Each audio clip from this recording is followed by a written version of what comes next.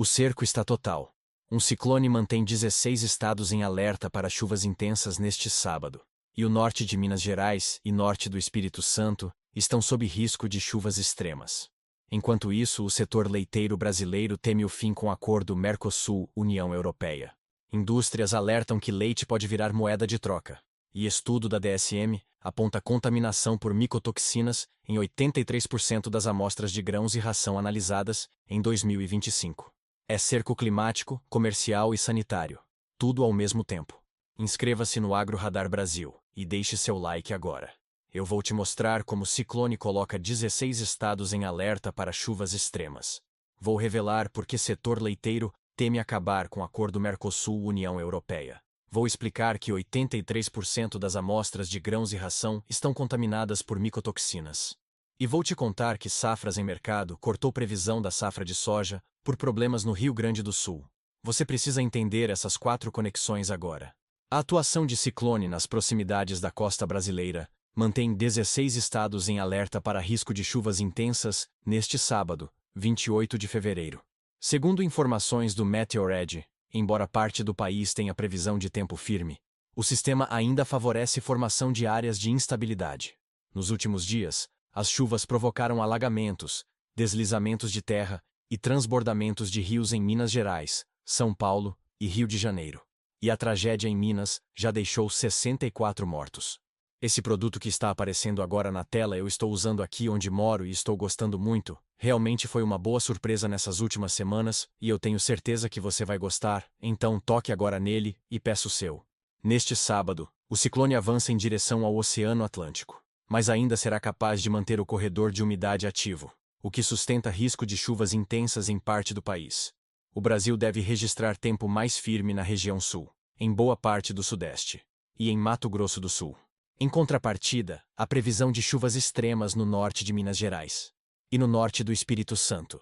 O tempo segue instável nas regiões norte e nordeste, além de haver previsão de chuva em Mato Grosso e no norte de Goiás. E aqui está o detalhamento por período. Pela manhã, a nebulosidade predomina em grande parte do país, com exceção da região sul e do estado de São Paulo. Há previsão de chuva na divisa entre Minas Gerais, Espírito Santo e Bahia, além de precipitações no interior do Nordeste, no norte de Goiás e no leste de Mato Grosso. À tarde, a tendência é de intensificação das instabilidades. O corredor de umidade deve avançar em direção ao Nordeste, afastando chuvas mais intensas do leste e do Sudeste. Estados nordestinos como Sergipe, Alagoas e Pernambuco têm previsão de chuvas intensas. Ceará, Maranhão e Piauí também devem registrar instabilidade, principalmente no litoral, onde ventos transportam umidade do oceano para o continente. Na região norte, o norte do Pará e leste do Amapá estão em alerta para a possibilidade de chuvas intensas. Já no sul do Pará, em Amazonas, Acre e Rondônia, o corredor de umidade continua atuando, mantendo o risco de transtornos. E aqui está a conexão com o agronegócio. Chuvas extremas no norte de Minas Gerais afetam café. Chuvas intensas em Mato Grosso atrasam colheita de soja, como já vimos nos últimos dias, com prejuízos de R$ 1.800 por hectare. Chuvas no Nordeste afetam milho e algodão. E chuvas no Norte comprometem logística em Mirituba, que já enfrenta filas de 30 quilômetros. É clima extremo, que paralisa operações e multiplica prejuízos em todas as regiões produtoras. Agora vem a segunda notícia. E essa é sobre extinção anunciada do setor leiteiro. Impactado por meses de baixa rentabilidade no campo e na indústria, o setor lácteo brasileiro teme efeitos adversos do acordo Mercosul-União Europeia. O texto prévio foi aprovado esta semana na Câmara e segue para Senado. E foi tema de reunião do Sindicato da Indústria de Laticínios do Rio Grande do Sul na quinta-feira em Porto Alegre. Darlan Palharini, secretário executivo do Sindilat, foi direto no diagnóstico. O risco é que o setor entre como moeda de troca internacional para concessão de benefícios a outros segmentos. E aqui está a declaração completa. Esse é acordo que certamente aumentará a corrente de comércio entre países, favorecendo a economia brasileira. No entanto, precisamos operar para resguardar setores sensíveis e estratégicos como o do leite, como forma de garantir autonomia alimentar e sobrevivência da produção leiteira. E aqui estão os detalhes do que está em jogo.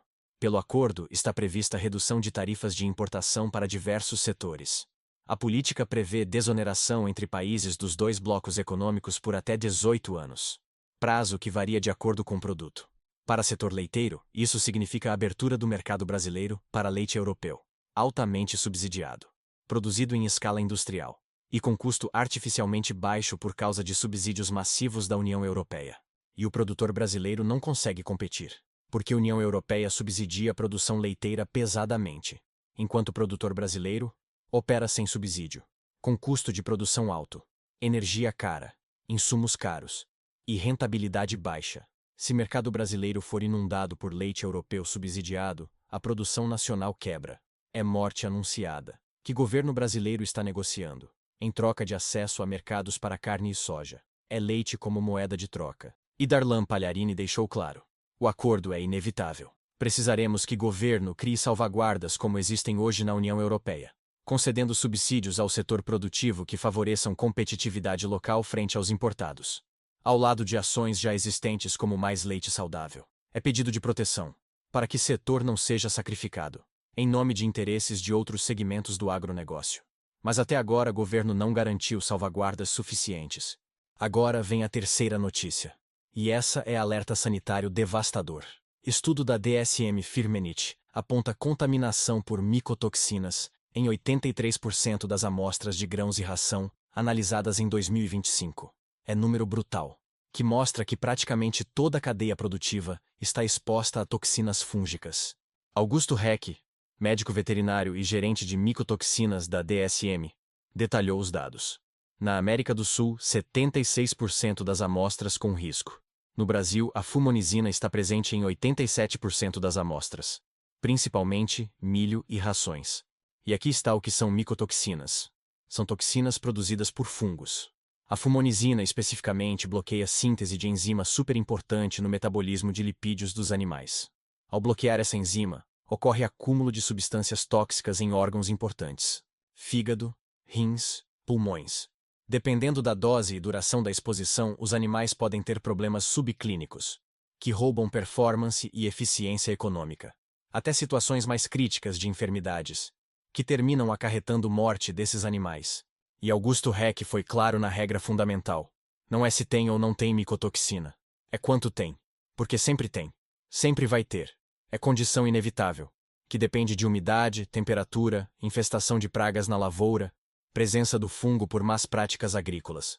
O fungo, como mecanismo de defesa quando é agredido, produz micotoxinas, e aí contamina grãos, que viram ração, que alimentam animais, que adoecem, e produzem menos, ou morrem.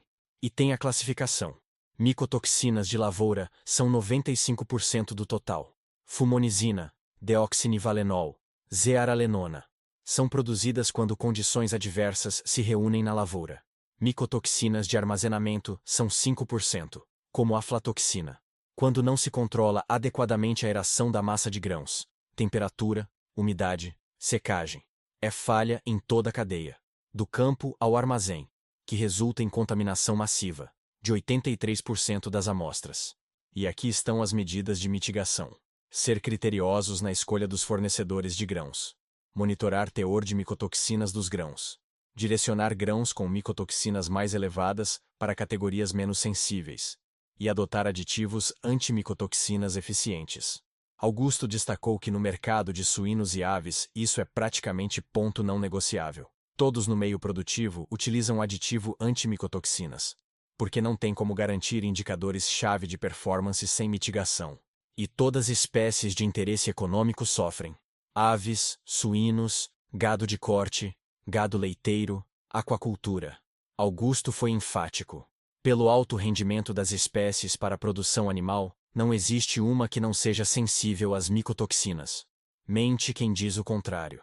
É ameaça sanitária generalizada, que compromete 83% da produção. E exige vigilância constante, monitoramento permanente e investimento em aditivos, para proteger animais e preservar produtividade. Agora vem a quarta notícia, e essa é sobre revisão da safra de soja.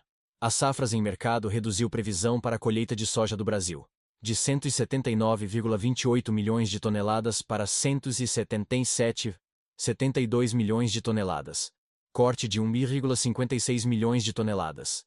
por causa de problemas climáticos no Rio Grande do Sul. Rafael Silveira, analista das safras, explicou que houve ajustes pontuais de produtividade, especialmente no RS em função do estresse climático. A produção gaúcha saiu de potencial estimado entre 22 e 23 milhões de toneladas para cerca de 20,9 milhões. Redução de aproximadamente 1,1 a 2,1 milhões de toneladas. E podendo ainda haver novas revisões. A Emater, órgão de assistência rural do governo do RS, confirmou que está revisando safra gaúcha, devido à restrição hídrica registrada em janeiro, e na primeira quinzena de fevereiro. É seca que comprometeu produtividade e reduziu safra gaúcha significativamente. Mas tem divergência de mercado.